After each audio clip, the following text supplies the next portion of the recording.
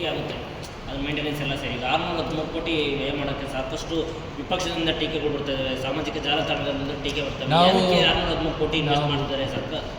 ನಾವು ಇದರ ಬಗ್ಗೆ ದೀರ್ಘವಾಗಿ 1 ವರ್ಷದಿಂದ ಇದರ ಬಗ್ಗೆ ಚರ್ಚೆ ಆಗಿದೆ with regard to the sweeping machines.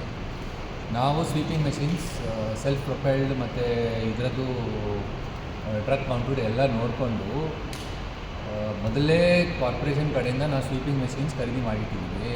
ಆ ಸ್ವೀಪಿಂಗ್ ಮೆಷಿನ್ಸ್ನ ಆಪರೇಷನ್ ಆ್ಯಂಡ್ ಮೇಂಟೆನೆನ್ಸ್ ಕಾಸ್ಟ್ ಎಲ್ಲ ನೋಡಿಕೊಂಡು ಅದರ ಆಧಾರದ ಮೇಲೆ ಈ ಒಂದು ಡೀಟೇಲ್ಡ್ ವೆರಿಫಿಕೇಷನ್ ಮಾಡಿಕೊಂಡು ಪರ್ಚೇಸ್ ಆಫ್ ಮೆಷಿನ್ಸ್ ಬೇಡ, it is better to go for hiring ಅಂತ ಹೇಳಿ ಅದರ ಡೀಟೇಲ್ ಕ್ಯಾಲ್ಕುಲೇಷನ್ಸ್ ಇದೆ.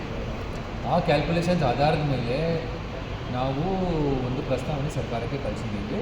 On what basis and with detailed justification ನಾವು ಕೊಟ್ಟಿದ್ದೇವೆ.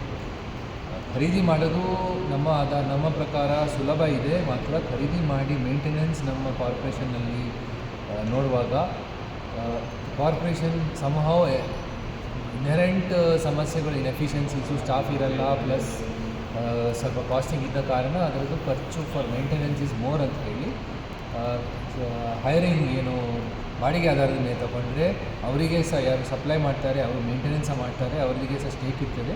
ಅದರ ಆಧಾರದ ಮೇಲೆ ಅವರು ಕಡಿಮೆ ಖರ್ಚಿನಲ್ಲಿನೇ ಕೊಡ್ತಾರಂತ ಹೇಳಿ ನಮ್ಮ ಭಾವನೆ ಇದೆ. ಸೊ ಈ ಖರ್ಚು is not just the cost of machine. ನಮ್ಮ ಕಾಸ್ಟ್ ಆಫ್ ಮೆಷಿನ್ ನಾವು ಎಸ್ಟಿಮೇಟ್ ಮಾಡಿದ್ದು there are some good companies like Dulivo and Bowser, plus there are some local companies also ಏನಾದರೂ ಸೆಲ್ಫ್ ಪ್ರೊಪೈಲ್ಡ್ ಚೆನ್ನಾಗಿ ಕ್ವಾಲಿಟಿ ಮಾಡಿದ್ದು ಇದರೆಲ್ಲ ಎಲ್ಲ ಅನುಗುಣವಾಗಿ ನೋಡಿಕೊಂಡು we have taken the probable cost of the machine which is available in the GeM portal. ಅದರ ಖರ್ಚು ನೋಡಿಕೊಂಡು maintenance ಆಧಾರದ ಮೇಲೆ ನಾವು ಈ ವರ್ಕೌಟ್ ಮಾಡಿದ್ದೇವೆ. Cost of machine is not only important. ಪ್ರತಿ ವರ್ಷ ಒಂದು ಮೆಷಿನಿದ್ದು ನಾವು ಮೇಂಟೆನೆನ್ಸ್ ಖರ್ಚು ಪ್ಲಸ್ 40 ಕಿಲೋಮೀಟರ್ ಅವರಿಗೆ KPI ಕೀ ಪರ್ಫಾರ್ಮೆನ್ಸ್ ಇಂಡಿಕೇಟರ್ ಅಷ್ಟು ಸ್ವೀಪಿಂಗ್ ಮಾಡಬೇಕು ಅಂದರೆ ಅದರ ಆಧಾರದ ಮೇಲೆ ಈ ಒಂದು ರೇಟ್ ಫಿಕ್ಸ್ ಆಗಿದೆ. We welcome open competitive bidding. ಇದು ಏನು ಖರೀದಿ ಮಾಡಿಲ್ಲ ಇಷ್ಟುವರೆಗೆ. ಒಂದು ವೇಳೆ ಏನಾದರೂ ಕಡಿಮೆ ರೇಟ್ನಲ್ಲಿ ನಮಗೆ ಮೆಷಿನ್ ಸಿಗ್ತಾ ಇದ್ದರೆ ಯಾರಾದರೂ ಇದ್ದರೆ it could be the premiums could be much less, as much as 30 to 40%. ಎರಡನೇದಾಗಿ ನಾವು ಎಲ್ಲ ವೆರಿಫಿಕೇಷನ್ ಮಾಡುವಾಗ ನಾವು GST ಸಹ ಇನ್ಕ್ಲೂಡ್ ಮಾಡಿಟ್ಟಿದ್ದೇವೆ ಈ ರೇಟ್ನಲ್ಲಿ. GST 18%. 18% ಟ್ಯಾಕ್ಸ್ ಬಿಟ್ಟರೆ ಅದರ ರೇಟ್ ಆಟೋಮ್ಯಾಟಿಕಲಿ ಕಡಿಮೆ ಆಗುತ್ತದೆ. So GST because it is service ಅಂತ ಹೇಳಿ ಟೆಂಟೇಟಿವ್ ಆಗಿ ನಾವು ಸರ್ಕಾರಕ್ಕೆ ಸಹ ಇದು ಇಟ್ಕೊಂಡಿದ್ದೇವೆ. ಅದು ಒಂದು ವೇಳೆ GST ಆಗದೇ ಇದ್ದರೆ rate will come down back more than 100 crores ಇಂಥ ಕಡಿಮೆ ಆಗಲಿಕ್ಕೆ ಚಾನ್ಸಸ್ ಇದೆ. ಸೊ ಇದೆಲ್ಲ ಅನುಗುಣವಾಗಿ we are of the opinion ಇದು ಹೈರಿಂಗ್ ಚಾರ್ಜಸ್ ನಾವು ಒಂದು ಬ್ರಾಡ್ ಫ್ರೇಮ್ವರ್ಕ್ ಒಳಗೆ ನಮಗೆ ಇಷ್ಟು ಖರ್ಚು ಆಗ್ಬೋದು ಅಂತ ಹೇಳಿ ಆ ಆಧಾರದ ಇಟ್ಕೊಂಡು ಕ್ಯಾಬಿನೆಟ್ ಅನುಮೋದನೆ ತೊಗೊಂಡಿದ್ದೀವಿ. ಈಗ ನಾವು ಟೆಂಡರ್ ಮಾಡ್ತೀವಿ. ಟೆಂಡರ್ ಮಾಡಿನಲ್ಲಿ ಯಾರಾದರೂ ಪಬ್ಲಿಕ್ನಲ್ಲಿ ಹೇಳ್ತಾರೆ ಈ ಖರ್ಚು ಭಾಳ ಕಡಿಮೆ ಇದೆ ಅಂತ ಹೇಳಿ, ಡೆಫಿನೆಟ್ಲಿ ಅವರದ್ದು ಒಳ್ಳೆ ಕ್ವಾಲಿಟಿದು ಮೆಷಿನ್ಸ್ ನಮಗೆ ಕೊಟ್ಟು if they can give it at say 50% of the rate we are happy to take it. But our assumption is 2 ಜನ ಬೇಕು, ಕ್ಲೀನರ್ ಬೇಕು, ಹುಕ್ ಲೋಡರ್ ಮೇಂಟೆನೆನ್ಸ್ ಬೇಕು. ವೆಹಿಕಲನ್ನು ನಾವು ಡಸ್ಟನ್ನು ಡಿಸ್ಪ್ಯಾಚ್ ಮಾಡಲಿಕ್ಕೆ ಅಲ್ಲಿ ಒಂದು ಲೀಡ್ ಇರ್ತದೆ, ಪ್ಲಸ್ ಆ್ಯಾವ್ರೇಜ್ ಮೇಂಟೆನೆನ್ಸ್ ಇರಬೇಕು. ಅದೆಲ್ಲ ಅನುಗುಣವಾಗಿ ಕಲೆಕ್ಷನ್ ಮಾಡಿಕೊಂಡು ಕ್ಯಾಲ್ಕುಲೇಷನ್ ಮಾಡಿಕೊಂಡೇ ನಾವು ಕೊಟ್ಟಿದ್ದೇವೆ.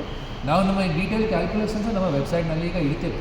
ಯಾರಾದರೂ ಈ ವೆಬ್ಸೈಟ್ನಲ್ಲಿ ನಮಗೆ ಏನಾದರೂ ಈ ಕ್ಯಾಲ್ಕುಲೇಷನ್ಸ್ ತಪ್ಪಿದೆ ಅಥವಾ ಇದರಲ್ಲಿ ನೀವು ಇದು ಜಾಸ್ತಿ ಇನ್ಕ್ಲೂಡ್ ಮಾಡಿದ್ರಿ, ಇದು ಕಡಿಮೆ ಮಾಡ್ಬೋದು ಅಂತ ಹೇಳಿದರೆ ನಾವು we will welcome it.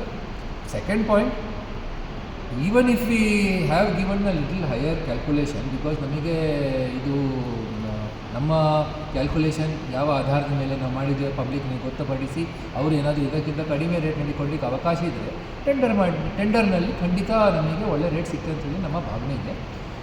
So ಅದಕ್ಕೆ only approval we went to government was that ಅವರು ನಮಗೆ ಅನುಮೋದನೆ ಕೊಡಲಿ. ಬಿಕಾಸ್ ಕ್ಯಾಬಿನೆಟ್ನಲ್ಲಿ ಬರೀ ಈ ಸ್ವೀಪಿಂಗ್ ಮಷೀನ್ಸ್ ಅವಶ್ಯಕತೆ ಇದೆ. ಸ್ವೀಪಿಂಗ್ ಮಷೀನ್ಸ್ ಮಾಡಿದರೆ ನಮ್ಮ ಡಸ್ಟ್ ಲೆವೆಲ್ಸ್ ಕಡಿಮೆ ಆಗ್ತದೆ ಸಿಟಿನಲ್ಲಿ.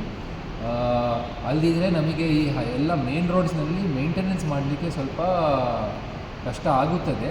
ಆ್ಯಂಡ್ ನಮಗೆ ಈ ಆಧಾರದ ಮೇಲೆ ನಾವು ತಗೊಳ್ಳೋದು ಉತ್ತಮ ಅಂತ ಹೇಳಿಬಿಟ್ಟು ಎಲ್ಲ ಪಾಯಿಂಟ್ಸ್ ಆಫ್ ವ್ಯೂ ಏನೆಲ್ಲ ಬಂತು ಅದನ್ನೆಲ್ಲ ನಾವು ಜಸ್ಟಿಫಿಕೇಷನ್ ಮಾಡಿಕೊಂಡೇ ನಾವು ಕ್ಯಾಬಿನೆಟ್ ಮುಂದೆ ತರಿಸಿದ್ದೇವೆ.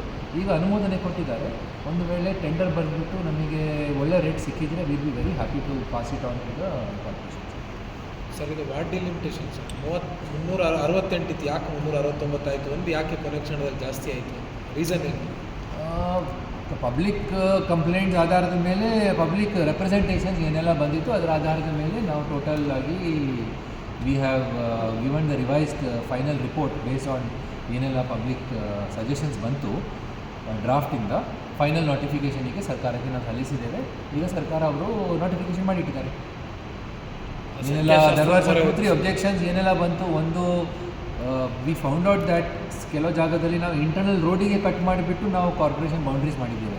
ಸೊ ಒಂದು ವಿಶೇಷ ಕೇಸ್ ಅಂತ ಹೇಳಿಬಿಟ್ರೆ ಒಂದೇ ಪ್ರಾಪರ್ಟಿ 2 ಕಾರ್ಪೊರೇಷನ್ಸಿಗೆ ಬರ್ತಾಯಿತ್ತು. ಅದೆಲ್ಲ ಕರೆಕ್ಷನ್ಸ್ ನಾನು ಆ ಕಂಪ್ಲೇಂಟ್ಸ್ ಬಂತು.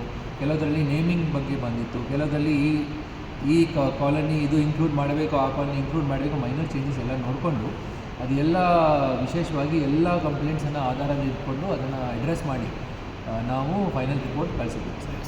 ಸಂಖ್ಯಾಶಾಸ್ತ್ರದ ಮೊರೆ ಹೋಗಿದ್ದಾರೆ ಅಂತ ಚರ್ಚೆ ಸರ್, ನಿಜನಾ ಸರ್?